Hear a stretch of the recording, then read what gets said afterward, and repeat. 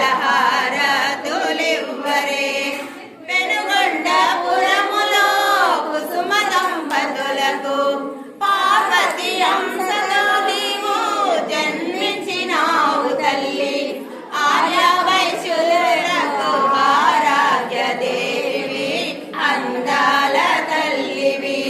శ్రీ వ్యాసవాంబకు మా కన్యకాంబకు ఈ జగన్మాతకు హారతులివ్వరే మంగళహారతులివ్వరే.